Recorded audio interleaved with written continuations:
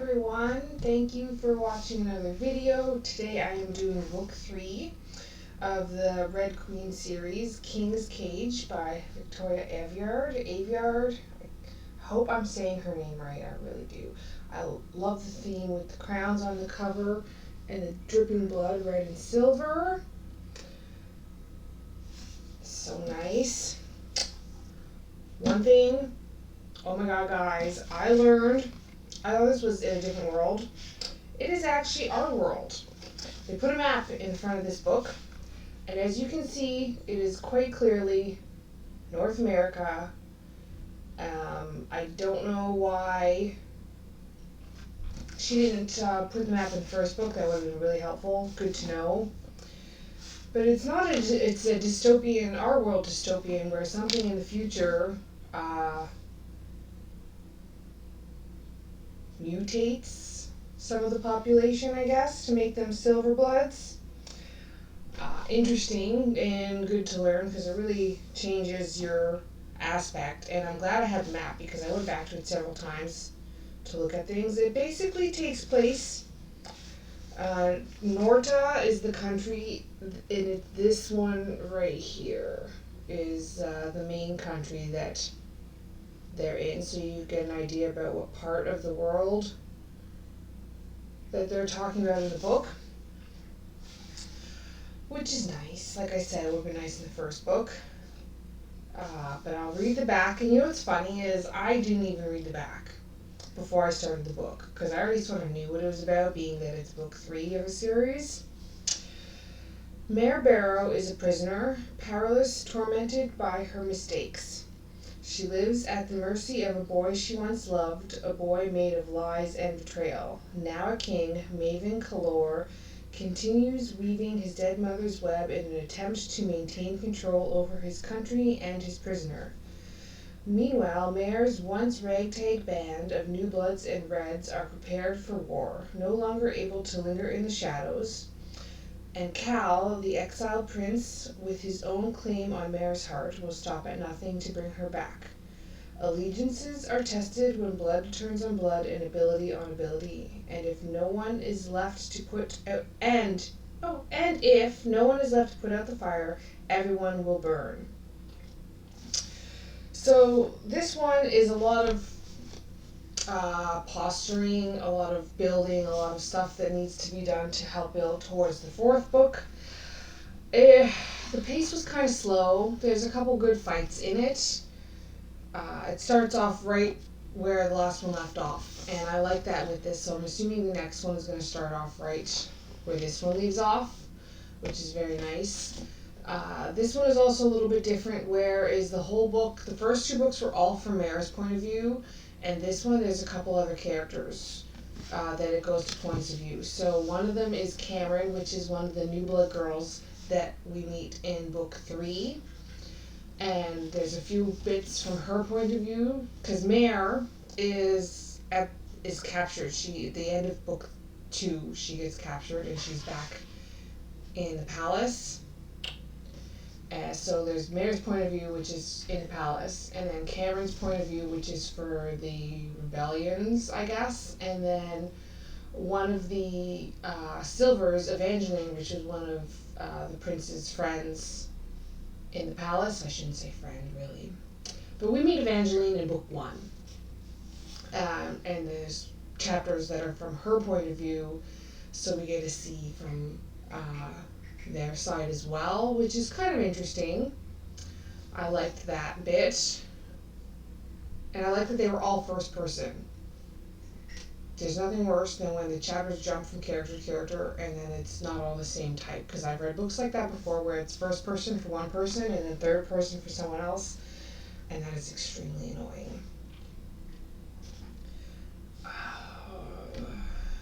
Again, because it's, now that I know that it's a dystopian book based in our world, it's still giving me the Hunger Games vibes, but there's a little bit more fighting in it. I'm trying to think what other books are like that.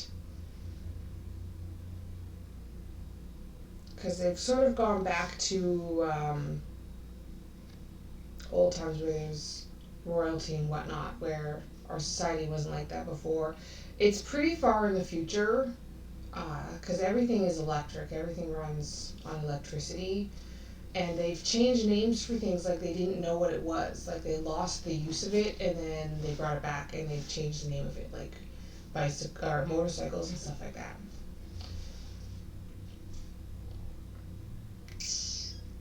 I did not care for the ending of this book too much. It does not end on a good note. Definitely, well, of course, because there is one more book. So I'm really hoping the last book better be spectacular. Because the middle two were kind of a letdown, and I get that there's got to be some building and whatnot.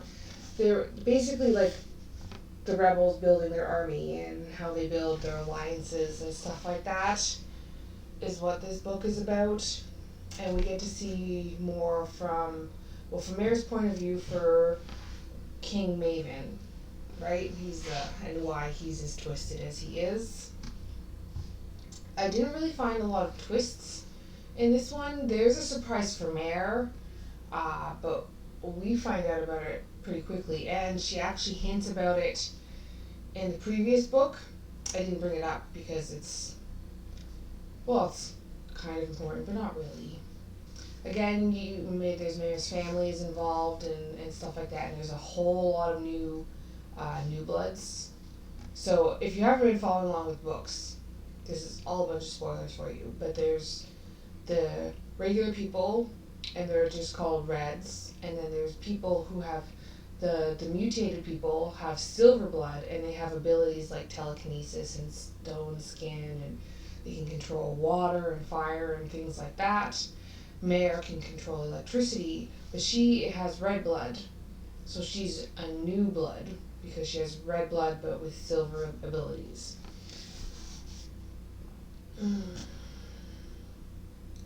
Like I said, it was slow paced. There's a couple of good fights in it, but again, it's more building. It's in depth. Like, it's not just a quick rebellion. Like, it really gets into like the time frame as long as it takes to build up a good rebellion, right? To build up the army and the alliances that you need to overthrow, and to set up how the government is going to be run afterwards, which we don't find out till the end of the book anyway. And of course, we're not going to find out exactly what happens until the next book. Obviously, they're not going to tell us how that goes. There is emotions. I felt was a lot of frustration again. There's some happy moments, like when she gets to see her family and that surprise, which I'm not going to tell you about. A little predictable. I would only give it a 4-star rating though. Like I said, I liked it, but it was kind of slow paced, and it didn't feel like the upward climb like I was expecting in book 3 leading to book 4. Like, I feel like the drip should have been like a path like down and then start to go back up again, which I was expecting in this book. And I feel like it was fairly even. Like, I mean, they've won some battles, but it's a really slow incline. So we'll see how the 4th book goes. There's also a companion book to this, which is a bunch of like little short stories from other people's points of view who aren't really main characters in the book. I don't own that one to read. I will see if my library has it, and I will read it after, but I'm not sure if I'm going to do a review on it, because it's just like the main story again, just other people's points of view, and I guess maybe a little bit of backstory for a couple of them. Not really super important. But yeah, 4 to 5 stars overall. I mean, if you're reading the series, you gotta commit to it. And I'm enjoying the whole series overall. I like how they're making things a little different for the new bloods as opposed to the silver abilities, which is kind of nice. There is, I mentioned it before, there's not a lot of romance in this book. There's a little bit of romance between Cal and Mare, but not a ton.